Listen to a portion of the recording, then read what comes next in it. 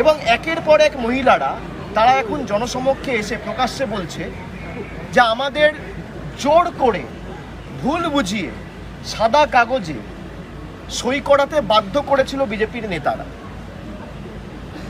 জাতীয় মহিলা কমিশনের বিরুদ্ধে অভিযোগ উঠছে, এসটি কমিশনের বিরুদ্ধে অভিযোগ উঠছে।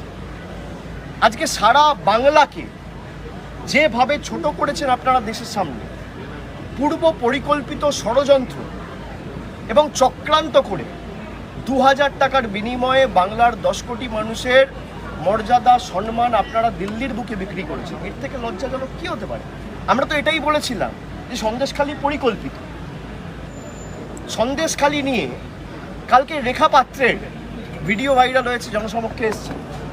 আমি তো বলছি না, বিজেপি যাকে প্রার্থী করেছে, প্রধানমন্ত্রী যার সাথে ফোনে কথা বলেছে, প্রধানমন্ত্রী যাকে প্রার্থী করেছে, সেই রেখা পাত্র বলছে যে ভুয়ো অভিযোগকারিনী যাদের শ্লীলতাহানি হয়নি তাদেরকে দিল্লিতে রাষ্ট্রপতির সাথে দেখা করতে বিজেপির দল নিয়ে গেছে।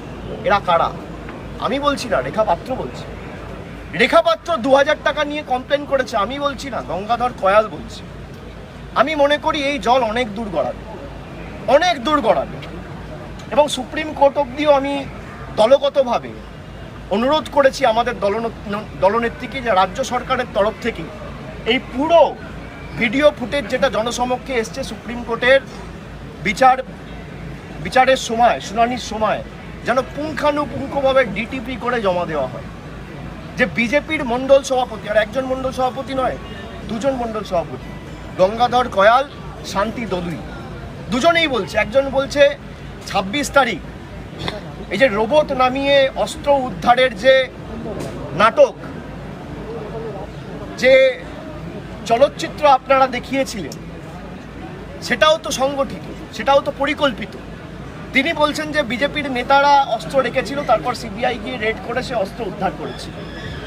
সন্দেশখালি যে বেলুন এরা ফুটিয়েছিল, বেলুনটা ফুটো হয়ে গেছে।